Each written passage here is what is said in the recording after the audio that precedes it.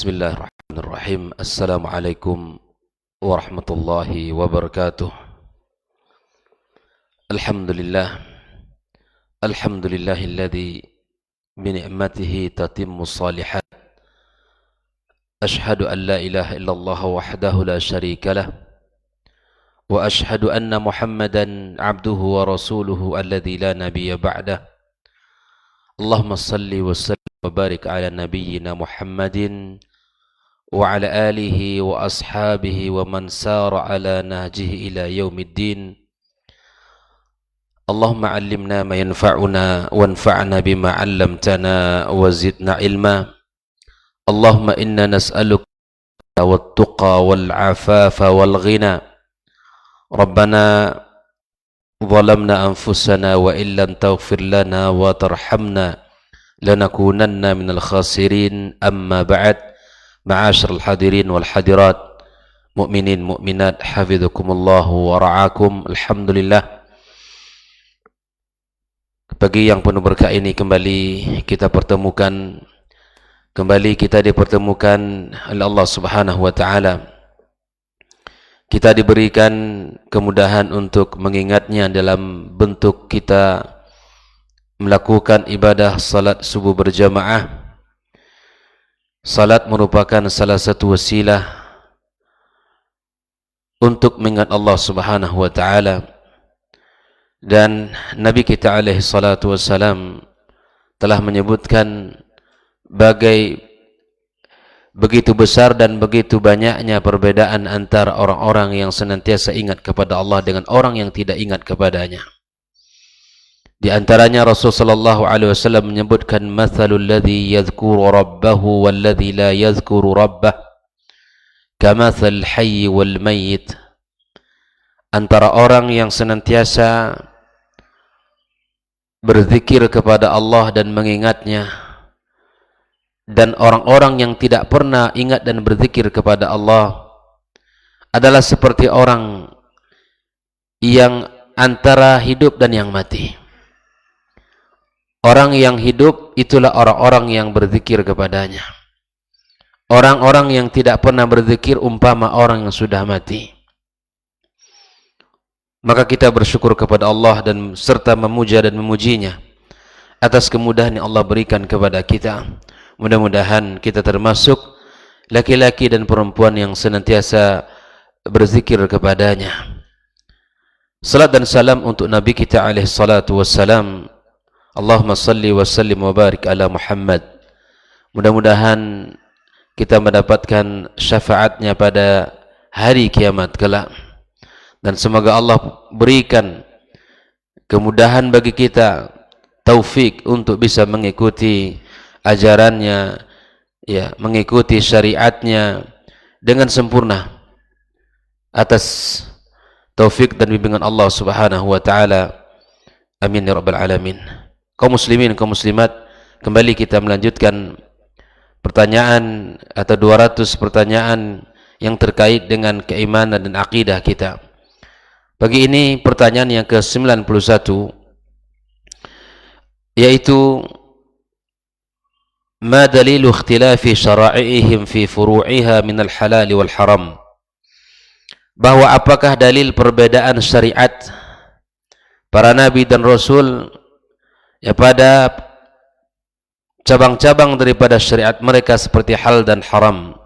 Sebagaimana kita bahas pada pertanyaan sebelumnya, bahwa mereka, dakwah para nabi dan rasul itu sama di dalam mengajak kepada ibadah kepada Allah.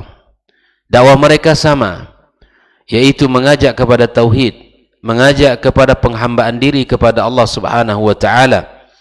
Namun ada perbedaan-perbedaan dalam syariat mereka yang terkait seperti hal dan haram. Maka di antara dalil perbedaan tersebut adalah firman Allah Subhanahu wa taala, yaitu likullin ja'alna minkum syari'atan wa minhaja. Masing-masing ya dari kalian kami jadikan syari'atan wa minhaja. Di sini Ibnu Abbas radhiyallahu taala anhu menyebutkan makna syari'atan wa minhaja sabilan wa sunnatan. Di masing-masing daripada Nabi dan Rasul ada jalannya, ada sunnahnya masing-masing. Di antara syariat yang Allah utus kepada mereka, semuanya mengajak kepada tauhid dan ibadah kepada Allah. Namun di antara syariat mereka ada perbedaan. Ada perbedaan-perbedaan dari sisi hal dan haram. Sebagaimana Allah gambarkan dalam ayat ini. Walau sya'allahu la ja'alakum ummatan wahidah. Andai Allah menginginkan, maka Allah jadikan umat ini satu. Walakin liyabluwakum fima atakum fastabikul khairat. Namun Allah Subhanahu wa taala ingin menguji kita dari apa yang Allah berikan dan agar kita berlomba-lomba dalam kebaikan. Ikhwani kaum muslimin kaum muslimat rahimakumullah. Nabi sallallahu alaihi wasallam menyebutkan dalam hadisnya, dalam Sahih Bukhari disebutkan, nahnu ma'asyiral anbiya, kita para nabi, ya, dinuna wahid, agama kita satu. Sebagaimana yang kita bahas, bahwa semua mengajak kepada Islam. Ya'ni bidzalika tauhid alladhi ba'atha Allah bihi kulla rasul. Ya, di mana kesamaan agama mereka adalah pada tauhid yang mana Allah utus setiap rasul. Arsalahu wa dhammanahu kulla kitabin anzalah wa amma asy-syara'i' fa mukhtalifatan fil awamir wan nawahi wal halal wal haram. Adapun tujuan diutusnya para nabi dan rasul memiliki kesamaan, yaitu mengajak kepada tauhid. Adapun masalah syariat ada perbedaan-perbedaan dari sisi perintah-perintah dan pada sisi an-nawahi dan larangan, dan pada sisi halal dan haram, untuk liyabluwakum ayyukum ahsanu amala, agar Allah menguji kita siapa yang terbaik dari amal-amal kita semuanya. Kaum muslimin rahimakumullah. Inilah dalil yang merupakan jawaban terhadap pertanyaan, ya, di mana ada perbedaan antara syariat dari sisi hukum halal dan haram dari setiap syariat yang dibawa oleh para nabi. Pertanyaan yang ke-92, hal qassallahu jami'ar rusuli fil Quran? Apakah Allah menyebutkan kisah seluruh para rasul di dalam Al-Quran? Maka dijawab, qad qassallahu alaina min anba'ihim ma fihi kifayah wa mau'izah wa ibrah. Nam Allah Subhanahu wa taala telah mengisahkan kepada kita tentang berita-berita mereka yang merupakan kisah yang menjadikan kita atau yang mencukupkan bagi kita sebuah pelajaran, ibrah. Thumma qala ta'ala, kemudian Allah Subhanahu wa taala mengatakan, wa rusulan qad qasasnahum 'alaika min qabl wa rusulan lam naqsushum 'alaik. Ada rasul-rasul yang Allah ceritakan di dalam Al-Qur'anul Karim, ya, kepada Muhammad sallallahu alaihi wasallam, ya, dan yang diutus sebelum nabi, dan ada rasul-rasul yang belum Allah kisahkan di dalam Al-Quranul Karim. Maka bagaimana sikap kita? Fa nu'min bi jami'ihim, kita beriman kepada seluruh para rasul yang diutus. Tafsilan fi ma fassal, kita mengimani secara rinci pada kisah-kisah yang telah dikisahkan Allah secara rinci. Wa ijmalan fi ma ajmal, dan mengimani secara global seperti apa yang telah disampaikan. Ada kisah nabi yang disebutkan secara rinci, panjang lebar, kita imani itu dari apa yang Allah ceritakan dalam Al-Quranul Karim, dan kita imani pula secara global seperti kisah-kisah yang Allah sebutkan secara global saja. Inilah pertanyaan yang ke-92. Adapun pertanyaan yang ke-93, ya, kam sumya minhum fil Quran, ya, berapa yang Allah sebutkan dari nama-nama para nabi dan rasul dalam Al-Quran? Dijawab oleh Syekh, di antara nama-nama tersebut adalah Adam, Nuh, Idris, Hud, Saleh, Ibrahim, Ismail, Ishaq, Ya'qub, Yusuf, Lut, Shu'aib, Yunus, Musa, Harun, wa Ilyas, wa Zakaria, wa Yahya, wa Yasa', wa Dzal Kifl, wa Dawud, wa Sulaiman, wa Ayyub, wa dzakara al-asbat jumlatan. Wa Isa wa Muhammad sallallahu alaihi wasallam ya wa alaihim ajmain. Nah, itulah nama-nama nabi yang Allah sebutkan secara rinci dari apa yang Allah buktikan. Wa rasulan qad qasasnahum alaik min qabl. Ada rasul-rasul yang telah Allah kisahkan kepadamu ya sebelum diutusmu Muhammad. Kita imani mereka yang disebutkan ini. Ya, kita imani dari apa yang disebutkan oleh Allah Subhanahu wa taala. Pertanyaan yang ke-94 kaum muslimin kaum muslimat, ya, man hum ulul azmi minar rasul? Dari setiap nabi dan rasul yang diutus oleh Allah, ternyata ada nabi-nabi yang digelar dengan ulul azmi, yaitu nabi-nabi yang memiliki tekad, kesabaran, ketabahan yang sangat tinggi di dalam menyampaikan dakwah kepada Allah. Ketabahan mereka menghadapi rintangan, menghadapi cobaan di dalam berdakwah kepada Allah. Maka kemudian Allah Subhanahu wa taala menyebutkan ada 5 rasul yang disebut dengan ulul azmi. Hum khamsatun dzakarahumullahu azza wa jalla ala infiradihim fi mawdi'ain min kitabih. Mereka ini 5 orang. Kemudian Allah sebutkan dalam 2 tempat dalam Al-Quranul Karim. Yang pertama adalah surat Al-Ahzab. Allah Subhanahu wa taala menyebutkan wa id akhadna minan nabiyyina mitsaqahum, dan ingatlah ketika Allah Subhanahu wa taala mengambil sumpah dari para nabinya, wa minka, dan kepadamu dan dari Muhammad, wa min Nuhin wa Ibrahim wa Musa wa Isa ibn Maryam. Di sini disebutkan ya Nabi Muhammad, Nabi Nuh, Nabi Ibrahim, Nabi Musa wa Isa. Ini dalam surat Al-Ahzab ayat ke-7. Adapun ayat yang kedua yang Allah sebutkan tentang Nabi Ulul Azmi dalam surat Asy-Syura, Allah Subhanahu wa taala berfirman, syara'a lakum minad dini ma wassa bihi Nuhan walladhi awhayna ilayka wa ma wassayna bihi Ibrahim wa Musa wa Isa an aqimud din wa la tatafarraqu fihi.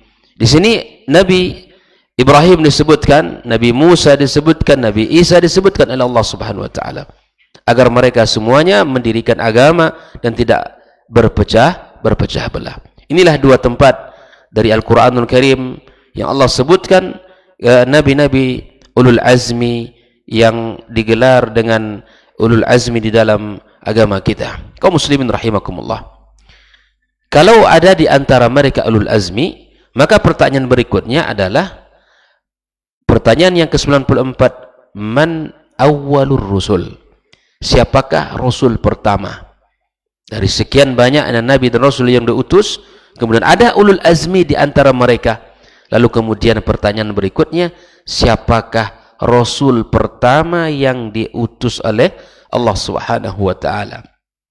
Dijawab oleh Syekh, awwalahum ba'dal ikhtilaf, nabi yang pertama diutus, rasul yang pertama diutus ya setelah ya khilaf adalah Nuh alaihi salam. Nuh alaihi salam adalah rasul pertama. Allah Subhanahu wa taala sebutkan, inna auhayna ilaika kama auhayna ila Nuhi wan nabiyyin min ba'di. Allah juga berfirman, kadzabat qablaka qaumu Nuhin wal ahzabu min ba'dihim. Inilah dalil-dalil yang menunjukkan bahwa Nabi Nuh alaihissalam merupakan awalur rusul yang diutus oleh Allah Subhanahu wa taala. Karena Nabi antara Nabi Adam dan sebelum diutusnya Nabi Nuh alaihissalam itu memiliki ya keimanan kepada Allah Azza wa Jalla, namun kemudian terputus masa fatrah dan kemudian ya masyarakat sudah jauh dari syariat Allah Subhanahu wa taala, maka kemudian Allah utuslah Nabi Nuh alaihi salam. Ikhwani kaum muslimin, kaum muslimat rahimakumullah. Mata kana al-ikhtilaf? Nah, perbedaan perselisihannya, Ibnu Abbas menyebutkan kana baina Nuhin wa Adam asratu qurun. Antara Nuh dan Adam itu ada 10 qarn, 10 abad. Kulluhum ala syari'ati minal haqqi. Semuanya berada di atas syariat. Coba lihat dari Adam sampai Nuh itu diutus oleh Allah, semuanya di atas syariat yang benar. Fakhtalafu, kemudian mereka berselisih, ya, kemudian mereka jauh, ya, dari syariat Allah Subhanahu wa taala. Maka faba'athallahu an-nabiyyina mubashshirina wa munzirin. Kemudian Allah Subhanahu wa taala yang mengutus para nabi yang memberikan kabar gembira dan memberikan, ya, peringatan kepada umatnya. Lalu pertanyaan yang ke-96 kaum muslimin, man hum khatimun nabiyyin? Man huwa khatimun nabiyyin? Siapakah penutup dari para nabi? Yaitu khatimun nabiyyin Muhammad sallallahu alaihi wasallam. Jadi kalau ada orang yang mengaku atau mengakui atau dia memproklamirkan dirinya sebagai nabi, maka ini adalah sebuah kesalahan fatal dalam akidah kita. Nabi Muhammad nabi terakhir, dan itu sebuah keyakinan kita. Tidak ada nabi setelahnya. Walaupun banyak orang yang mengaku, banyak orang memproklamirkan dirinya sebagai nabi, atau banyak orang yang mengatakan dia menerima wahyu, atau dikisahkan fulan adalah nabi, maka itu adalah kadzab. Itulah sebuah kedustaan yang patut untuk kita jauhi. Tidak ada keraguan dalam diri kita. Nabi yang pertama Adam, dan nabi yang terakhir adalah Nabi Muhammad sallallahu alaihi wasallam. Kaum muslimin, kaum muslimat, ma'asyiral hadirin wal hadirat rahimakumullah. Mudah-mudahan dari pembahasan yang kita sampaikan pada pagi yang penuh berkah ini bisa kita pahami dengan baik dan bisa kita jadikan sebagai pelajaran dalam kehidupan kita, bahwa mempelajari para nabi dan rasul adalah sebuah keimanan, akidah yang patut untuk kita kokohkan agama kita, tegak agama kita di atas apa yang telah Allah sampaikan tentang mereka, dan kita berjalan di atas syariat yang telah disampaikan oleh Allah Subhanahu wa taala. Dan mudah-mudahan Allah bimbing kita dan keluarga kita serta anak keturunan kita di jalan agama Allah Subhanahu wa taala ini, dan semoga Allah matikan kita di atas akidah yang benar dan di atas pemahaman yang benar seperti yang diwasiatkan oleh Allah Subhanahu wa taala, wala tamutunna illa wa antum muslimun. Janganlah kalian meninggal mati kecuali dalam keadaan muslim, berserah diri kepada Allah Subhanahu wa taala. Wallahu taala alam. Subhanakallahumma bihamdika asyhadu an la ilaha illa anta astaghfiruka wa natubu ilaik. Wassalamu alaikum warahmatullahi wabarakatuh. Majtama'a qaumun fi baitin min buyutillah yatluna kitaballah wa yatadarasunahu fima bainahum illa nazalat alaihimus sakinah wa ghasyiyatuhumur rahmah wa haffat bihimul malaikah wa dzakarahumullahu fiman indah. Tidaklah suatu kaum duduk di salah satu rumah Allah, membaca ayat-ayat Allah dan sama-sama mempelajarinya, kecuali turun kepada mereka as-sakinah, ketentraman dan kenyamanan. Wa ghasyiyatuhumur rahmah, dan mereka diliputi pula oleh rahmat, kasih sayang dari Allah Subhanahu wa taala. Wa haffat bihimul malaikah, dan mereka pun dikelilingi oleh para malaikat, karena malaikat suka majlis-majlis zikir dan ilmu. Wa dzakarahumullahu fiman indah, dan Allah akan banggakan sebut-sebut mereka di kalangan malaikat-malaikat yang ada di sisinya, di masyarakat atas.